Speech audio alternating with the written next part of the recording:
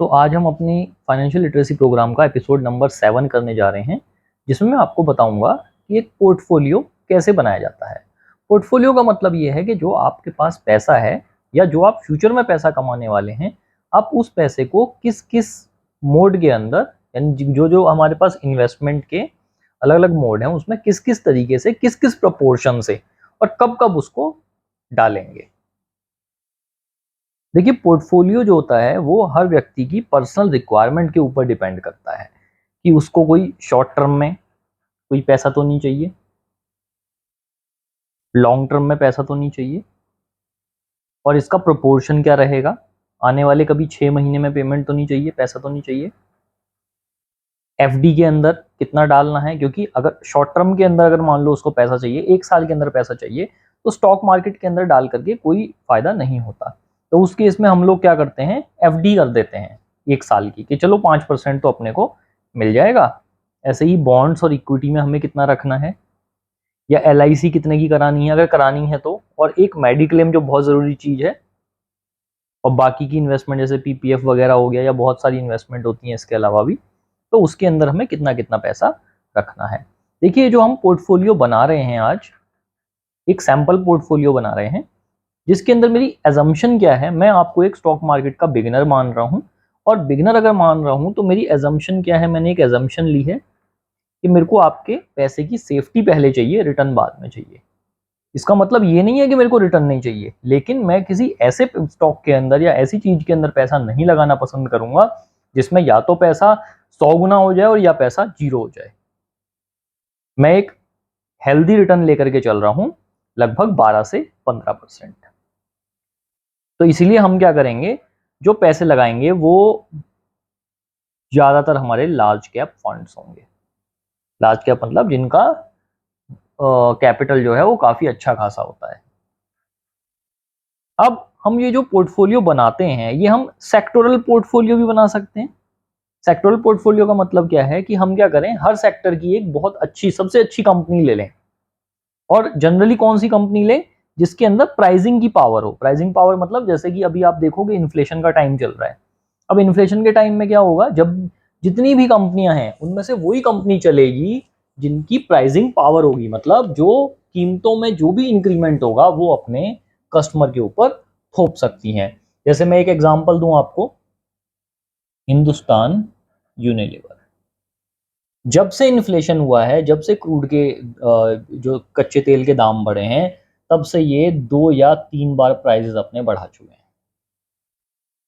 तो हमारी जो कंपनी है, हमें यहाँ पे जब हम पोर्टफोलियो बना रहे हैं, जब हम इन्वेस्टमेंट कर रहे हैं, तो हमें एक कस्टमर के रूप में नहीं सोचना, हमें सोचना है एक ऑनर के रूप में। यहाँ पे अगर हिंदुस्तान यूनिलीवर प्राइसेस बढ़ाएगा तो एज ए ऑनर या एज ए शेयर होल्डर हमको इसका प्रॉफिट है। और हमें ऐसी कंपनियां ही लेनी होती हैं जिनके पास प्राइसिंग पावर होती है। तो हम लार्ज कैप ज़्यादातर लेंगे, और आप चाहो तो मोनोपोली स्टॉक का पोर्टफोलियो भी बना सकते हो। अगर हम कैपिटल वाइज पोर्टफोलियो बनाएं, कैपिटल वाइज मतलब large cap, mid cap, small cap और माइक्रो कैप। देखो, ये वीडियो थोड़ा सा बड़ा होने वाला है, क्योंकि मैं ये चाहता हूं कि वीडियो की जो क्वालिटी है उसके साथ कोई भी कॉम्प्रोमाइज़ ना किया जाए। लार्ज कैप मतलब जो सबसे बड़ी कंपनीज हैं, मिड कैप उनसे छोटी, स्मॉल कैप उनसे काफ़ी छोटी, और माइक्रो कैप तो बहुत ही छोटी, जिनका 100-100 200 करोड़ का कैपिटल होता है। अब अगर मान लो आपके पास, आप एक इंटरमीडिएट हो, तो आप इस तरीके से भी पोर्टफोलियो बना सकते हो। लेकिन आपको ध्यान ये रखना है कि ये जो माइक्रो कैप हैं, इनको सबसे ज़्यादा ट्रैक करने की ज़रूरत होती है। और इनमें क्या होता है, आउट ऑफ 100 एक कंपनी, लगभग मतलब 1% कंपनीज ही चल पाती हैं। स्मॉल कैप, इनको भी ट्रैक करने की ज़रूरत पड़ेगी। ट्रैक तो आपको सभी को करना है, लेकिन इनको बहुत ज़्यादा ट्रैक करने की ज़रूरत पड़ेगी। ठीक है, देखिए, मैंने अब आपको एक सैम्पल पोर्टफोलियो बना करके दिया है, जो कि मैं आपको एक नेक्स्ट पेज पे, नेक्स्ट स्लाइड के ऊपर दिखा दूंगा। होता क्या है, देखिए, जब भी हम अपने स्टॉक को सिलेक्ट करते हैं ना, तो हमेशा हम क्या करते हैं, उसका वैल्यूएशन जरूर करना पसंद करते हैं। अब अगर मान लीजिए हम एक स्टॉक का वैल्यूएशन कर रहे हैं, वैल्यूएशन मतलब हम ये देख रहे हैं कि मार्केट के अंदर अगर एक शेयर 2400 रुपये का है तो क्या इसकी एक्चुअल में 2400 रुपये की वर्थ भी है? क्या मेरे को ये आज खरीदना भी चाहिए? ये निकालने के काफ़ी सारे मेथड होते हैं। सबसे पॉपुलर मेथड होते हैं डिस्काउंटिंग कैश फ्लोज, मतलब फ्यूचर में जो पैसा कैश फ्लो होगा उससे पैसा जो आएगा उसको हम डिस्काउंट करके उसकी वैल्यू निकालते हैं। बुक वैल्यू मेथड, मतलब हम ये देखते हैं कि अगर आज इस कंपनी को बेच दिया जाए तो पर शेयर कितना पैसा मिल जाएगा। और डिविडेंड यील्ड मेथड मींस जो पूरे साल में वो हमें डिविडेंड दे रहा है उस हिसाब से हम एक शेयर की वैल्यू निकालते हैं। तो अगर आप एक इंटरमीडिएट हैं तो आप इस तरीके से भी एक स्टॉक की वैल्यू निकाल सकते हैं और उस हिसाब से इन्वेस्ट कर सकते हैं, लेकिन ये एक बिगिनर कभी नहीं कर सकता। तो एक बिगिनर के लिए मैं एक सैम्पल पोर्टफोलियो आपको बना करके दे रहा हूँ जिसके अंदर केवल स्टॉक्स है। मैंने एफडी और बॉन्ड डिबेंचर इनको अभी नेग्लेक्ट किया हुआ है, मैं केवल स्टॉक्स का पोर्टफोलियो बना करके आपको दे रहा हूँ। तो देखिए मैंने कोशिश ये करी है, पहली कोशिश तो ये है कि ज़्यादातर कंपनियां लार्ज कैप होनी चाहिए और मेरे हिसाब से 90% कंपनीज इनमें से लार्ज कैप कंपनीज ही हैं और बाकी जो 10% भी होंगी वो मिड कैप होंगी, स्मॉल कैप शायद इनमें कोई नहीं है और माइक्रो कैप तो है ही नहीं। तो अब हम ये पोर्टफोलियो बना रहे हैं। जैसे मैंने सबसे पहली कंपनी उठाई हिंदुस्तान यूनिलीवर। अब हिंदुस्तान यूनिलीवर जो है fast moving consumer goods FMCG के अंदर नंबर 1 कंपनी है। और दूसरा इसके अंदर मैंने क्या देखा, एक तो इसका पास्ट परफॉर्मेंस देखा और दूसरा मैंने ये देखा कि इसके पास प्राइसिंग की पावर है। इसके पास क्या है, प्राइसिंग की पावर है। कहने का मतलब कभी भी किसी भी चीज के दाम बढ़ेंगे तो ये दाम हिंदुस्तान लीवर खुद अपने जेब से नहीं देगा जबकि अपने कस्टमर्स की पॉकेट से ले लेगा। तो ये इस कंपनी की बेस्ट चीज है। सेकंड मैंने उठाया, ये तो हो गया हमारा फर्स्ट एफएमसीजी में। सेकंड मैंने उठाया बैंक्स में। तो बैंक्स में मैंने उठाया सबसे भरोसेमंद बैंक और बैंकों के अंदर मार्केट कैपिटलाइजेशन में बेस्ट बैंक, सबसे बड़ा बैंक एचडीएफसी बैंक लिमिटेड। आप चाहो तो कोटक बैंक भी ले सकते हो, कोटक बैंक भी बहुत ही सेफ और सिक्योर बैंक है। और अगर लोग थोड़ा सा अगर रिस्क लेना चाहें तो वो आईसीआईसीआई बैंक भी ले सकते हैं, लेकिन अगर आप बिगिनर हो तो आप एचडीएफसी बैंक के साथ जाओ तो सबसे बढ़िया रहता है। तो बैंकिंग में से एक स्टॉक उठा लिया। अब उठाया हमने पेंट सेक्टर में से एशियन पेंट। अब जो एशियन पेंट है वो अपने आप में नंबर 1 स्टॉक है और इसके पास प्राइसिंग पावर भी है।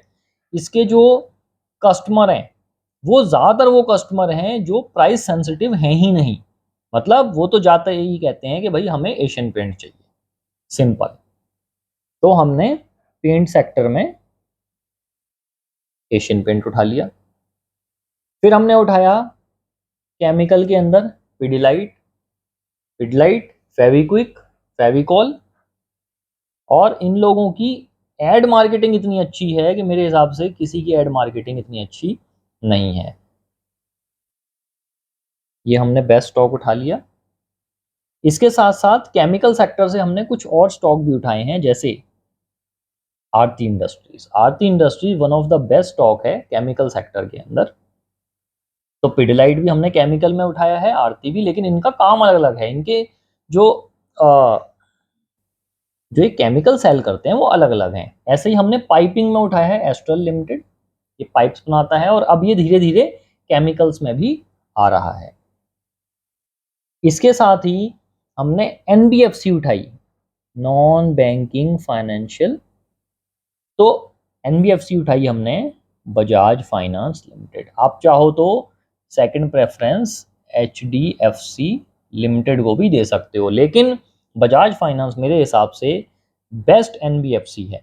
आप देखोगे, आप विजय सेल्स पे जाओ, आप क्रोमा पे जाओ, आप कहीं पर भी कोई भी चीज़ लेने जाओ, आप चीज़ चूज नहीं करोगे उससे पहले पीछे पीछे बजाज फाइनेंस वाला आ जाएगा कि भाई ये अच्छा क्या लेना चाह रहे हो, टीवी, ये लो जी, ये फाइनेंस करा लो।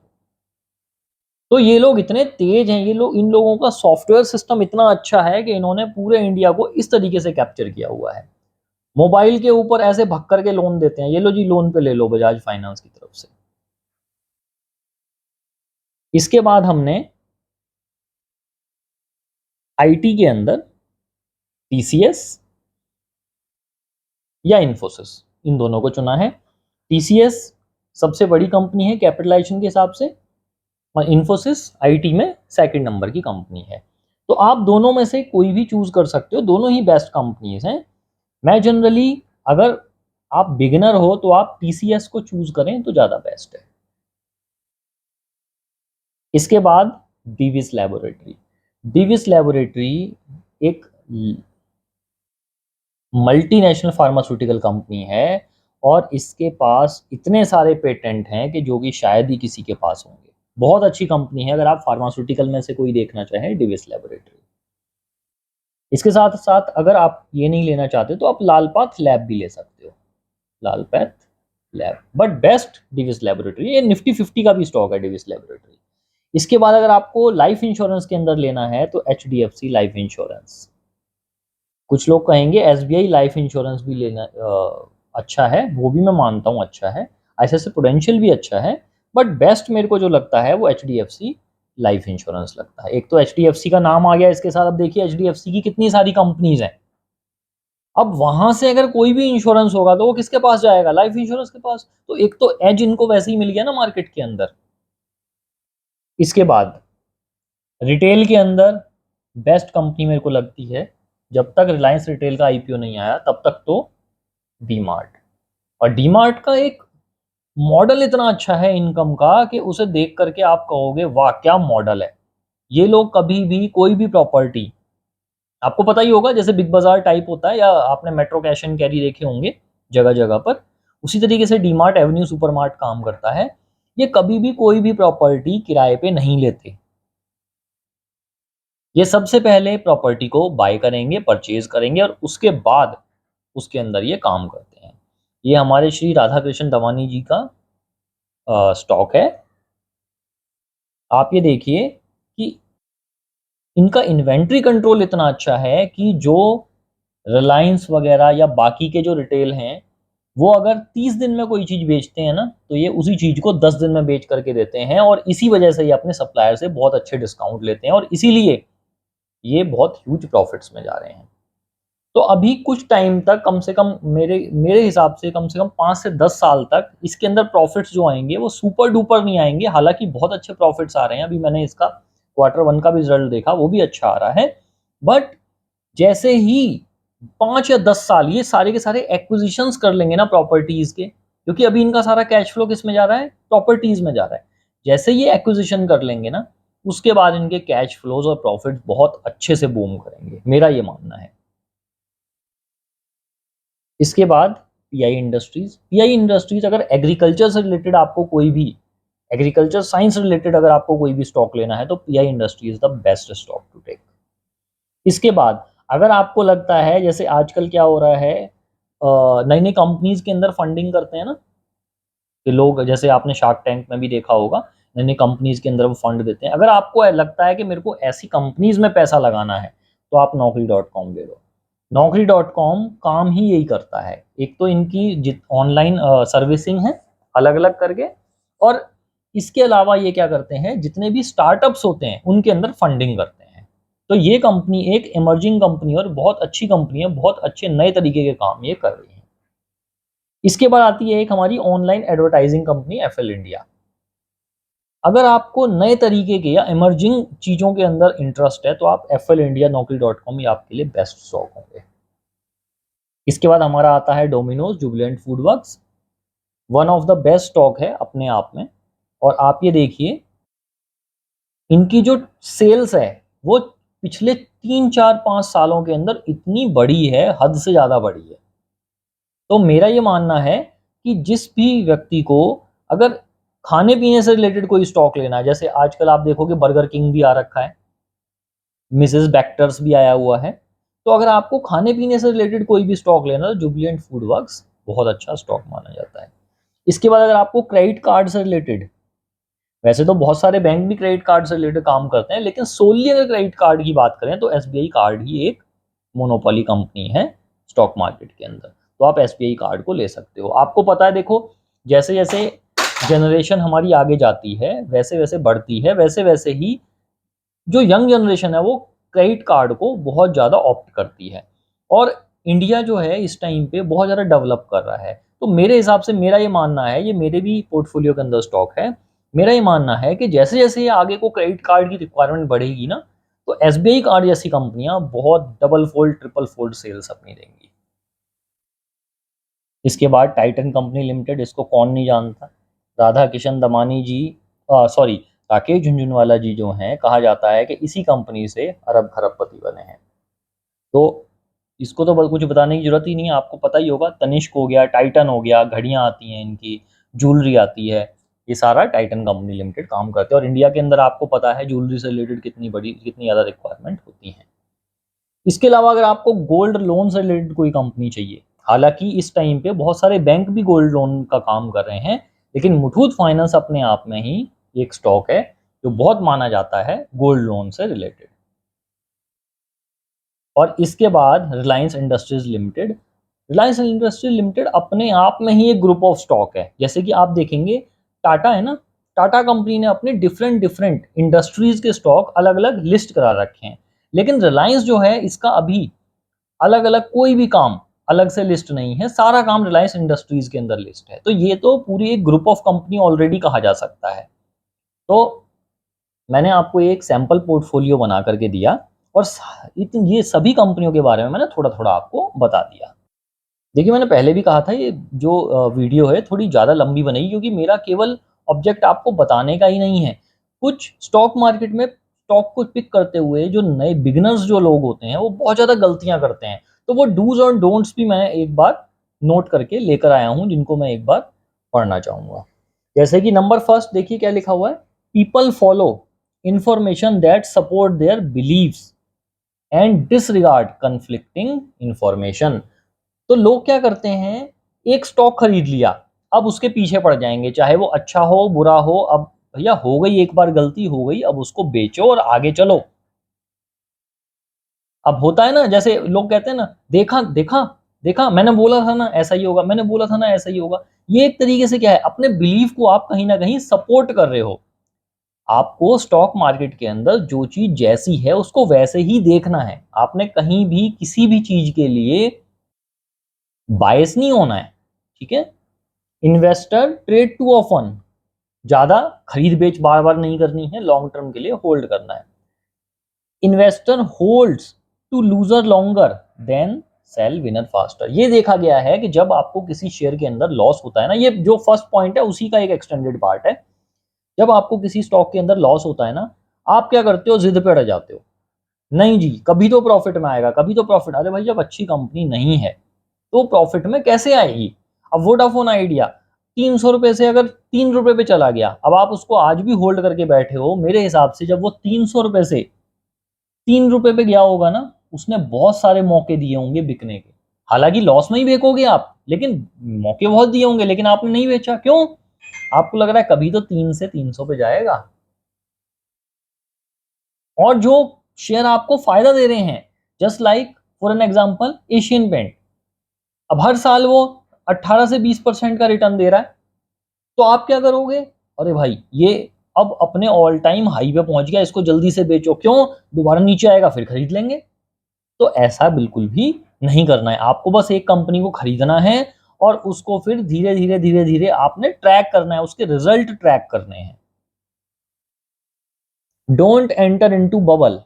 डोंट एंटर इनटू बबल मतलब होता क्या है कि कोई स्टॉक अगर मान लो बढ़ रहा है, तो इस तरीके से उसकी न्यूज़ फैलनी चालू हो जाती है, और बेचारे जो छोटे-छोटे इन्वेस्टर्स होते हैं, उनको खरीदवाया जाता है वो स्टॉक, और नए जो बड़े-बड़े इन्वेस्टर होते हैं, वो स्टॉक से निकल जाते हैं। और ये स्टॉक जो है, वो कहाँ पे जाकर के रुकता है, जहाँ पे जो छोटे-छोटे इन्वेस्टर होते हैं, उनका पैसा खत्म हो जाता है, और तब जाकर के वो धड़ाम होता है। जैसे कि शायद जो लोग थोड़े पुराने इन्वेस्टर्स हैं, उनको याद होगा आईआरसीटीसी के साथ क्या हुआ था। अब ये देखिए, आईआरसीटीसी का जो स्टॉक है, अगर आप ध्यान से देखें, तो ये कब, देखो कितना ऊंचा गया था, ये गया है ना, ये कब गया था, ये लगभग 14-15 अक्टूबर के टाइम पे। 14-15 अक्टूबर का मतलब क्या है कि हमारा सितंबर से दिसंबर के बीच का क्वार्टर। अब आप एक चीज देखिए, मैं आपको इसका एक डिटेल डाटा दिखाता हूँ। ये देखिए, तो मैंने ये इसका डिटेल डेटा खोल लिया है। अब डिटेल डेटा के अंदर देखिए, ये सितंबर से लेके दिसंबर के बीच का ये शेयर होल्डिंग पैटर्न है, मतलब कितने कितने शेयर कौन कौन होल्ड करता था। प्रोमोटर, एफआईआईज मतलब फॉरेन इन्वेस्टर, डीआईआईज मतलब डोमेस्टिक इन्वेस्टर, और पब्लिक। अब आप यहाँ देखिए, ये हमारे एफआईआईज का डाटा है। अक्टूबर से अगर आप दिसंबर के बीच में देखें, मतलब सितंबर से दिसंबर के बीच में देखें, तो 7.81 से कितना हो गया, और जबकि स्टॉक कहाँ पहुंचा था, 1200 हाईएस्ट पे, बेच के निकल गए। अब आगे देखें, आप डीआईआईज को देखें, 8.5 से बेच के निकल गए। पब्लिक को देखें, देख रहे हैं, तो 16% से कहां पहुंच गए, 21%। मतलब ये बेचारे जो पब्लिक, जो छोटे छोटे इन्वेस्टर हैं, जिन्होंने एक एक दो दो शेयर खरीदने थे, उन्हें 1200 रुपए पे ये शेयर खरीदवाया गया। अब किसी ने हाथ पकड़ के नहीं खरीदवाया, ये मार्केट में न्यूज बनाई गई कि भाई जो आईआरसीटीसी है वो रोज 5-5, 6-6% भाग रहा है और ये भागता रहेगा। और छोटे छोटे इन्वेस्टर्स को इससे थोड़े ना मतलब है कि भाई कंपनी कैसी है। हालांकि कंपनी बहुत अच्छी है आईआरसीटीसी, अगर अगर आपने 1200 भी खरीदा तो भी आप होल्ड करोगे, आपका प्रॉफिट होगा। लेकिन एक्चुअल में तो इतने में नहीं खरीदना था ना। अब ये स्टॉक आज 1200 वाला स्टॉक जो है आज 500-600 रुपए में मिल रहा है, आज की इसके प्राइस देखो, तो आज खरीदो ना इसको। ठीक है, तो बबल में नहीं फंसना है। जब कोई कंपनी बहुत ऊंचे भागे जा रही है, भागे जा रही है, भागे जा रही है, आप हाथ मत लगाओ, वेट करो, उसको एक कंसोलिडेशन फेज में आने दो, 2-6 महीने उसे टिकने दो किसी प्राइस पे, तब जा करके खरीदो। इसके बाद stock market provides handsome return as come, मतलब जैसे आपको लग रहा है ना क्रिप्टो क्रिप्टो क्रिप्टो क्रिप्टो, तो जैसा क्रिप्टो रिटर्न दे रहा है ना, उससे भी कहीं अच्छा हमारे बहुत सारे स्टॉक्स देते हैं। इसका भी मैं आपको एग्जांपल दे देता हूँ। ये मैंने बिटकॉइन का पूरा चार्ट खोल लिया है और इसको मैं मैक्सिमम चार्ट कर देता हूँ, मतलब आज तक। तो इस चार्ट को अगर आप देखेंगे तो लगभग 7000%, 7000% ये प्रोवाइड कर रहा है। अब देखिए, अब हमारे बजाज फाइनेंस को देखिए, 1,00,000% की रिटर्न है। अब कुछ लोग कहेंगे ये तो बहुत पुराना स्टॉक है, तो मैं नया भी दिखा देता हूं। अदानी ग्रीन को देख लीजिए। अब ये स्टॉक जो है हमारा 2018 की जुलाई में आया था और 7000% के रिटर्न इसके हो चुके हैं। तो ये मत सोचिए कि केवल क्रिप्टो के अंदर, क्योंकि क्रिप्टो के अंदर मेरे को पता है जो छोटे छोटे रिटेल इन्वेस्टर हैं उनको खाक भी नहीं पता, कुछ नहीं पता क्या होता है क्या नहीं होता। बस उन्हें क्या है, क्योंकि रिटर्न बन रहे हैं इसलिए घुस जाओ, रिटर्न बन रहे हैं घुस जाओ। तो ऐसा बिल्कुल भी नहीं करना है। दूसरा, आपकी साइकोलॉजी यहाँ पे बहुत इंपॉर्टेंट है। मतलब आपको देखना है कि आपको कौन से स्टॉक सूट करते हैं, और उस हिसाब से, जैसे कि आपको लगता है कि भाई मैं हिंदुस्तान यूनिलीवर का प्रोडक्ट बहुत यूज करता हूं, तो हिंदुस्तान यूनिलीवर का स्टॉक ले लीजिए, सबसे बेस्ट है। तो आपकी जो साइकोलॉजी है वो उतनी ही इंपॉर्टेंट है जितना आपको फाइनेंस और इकोनॉमिक्स जानना है स्टॉक के संदर्भ में। कभी भी बड़े बड़े इन्वेस्टर्स के पोर्टफोलियो को कॉपी पेस्ट मत कीजिए। प्राइस मेकर स्टॉक को चुनिए, सबसे बेस्ट रहता है। न्यूज के बेस पे कभी भी इन्वेस्ट नहीं करना है। वॉरेन बफे जी की एक कोट है, be fearful while others are greedy, be greedy while others are fearful. बहुत फेमस कोट है। मतलब आपको तब फियरफुल हो जाना है, जैसे कि मैंने अभी आपको एग्जांपल दिया था किसका, आईआरसीटीसी का। जब वो 1000 से भी ऊपर, वो 600-700 रुपए से 1200 रुपए तक गया, तो जब 100-200 पॉइंट उठ गया तो लोग क्या थे, ग्रीडी थे। वहां आपको क्या हो जाना था, फियरफुल।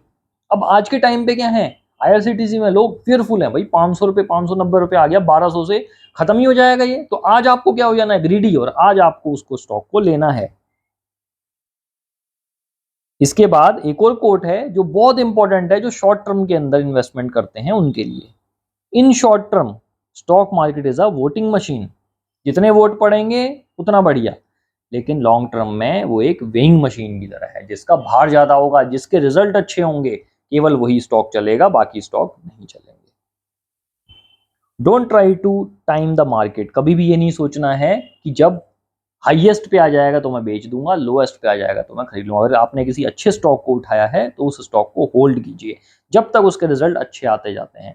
अब जैसे टीसीएस है, इन्फोसिस है, जब तक इनके रिजल्ट अच्छे आते जा रहे हैं आप इनको होल्ड कीजिए। आपको लग रहा है 2 क्वार्टर 3 क्वार्टर इनका स्टॉक अच्छा नहीं चल रहा या अच्छे रिजल्ट नहीं आ रहे हैं, उनका रीजन देखिए। अगर आपको लग रहा है कि नहीं रीजन वैलिड है, ये स्टॉक अच्छे नहीं करेंगे तो बेच दीजिए।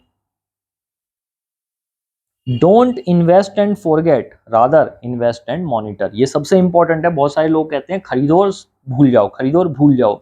स्टॉक मार्केट के अंदर ऐसे नहीं चलता है। आपको चाहे कितना ही बड़ा स्टॉक हो, नंबर 1 स्टॉक भी हो, रिलायंस जैसा स्टॉक भी हो, तब भी आपको खरीदना है और उसके बाद उसको मॉनिटर करना है, देखते रहना है कि कहीं कोई इसके अंदर कोई पंगा तो नहीं चल रहा, कोई गड़बड़ तो नहीं चल रही। ठीक है, तो मुझे लगता है कि अगर आप ये सारे पॉइंट्स को देखेंगे और एक मेरा जो सैंपल पोर्टफोलियो इसको स्टडी करेंगे और बाकी कुछ कंपनियों को भी स्टडी करेंगे तो आप एक अपना बहुत अच्छा पोर्टफोलियो बना सकते हैं। तो आई होप मैंने आपकी फाइनेंशियल लिटरेसी के अंदर आज भी थोड़ा ना थोड़ा बहुत इंक्रीमेंट जरूर करा होगा। तो अगर आपको ऐसी ही नॉलेज चाहिए, फाइनेंस रिलेटेड नॉलेज चाहिए, तो आप मेरे वीडियोज़ को देखते रहें। Thank you for watching.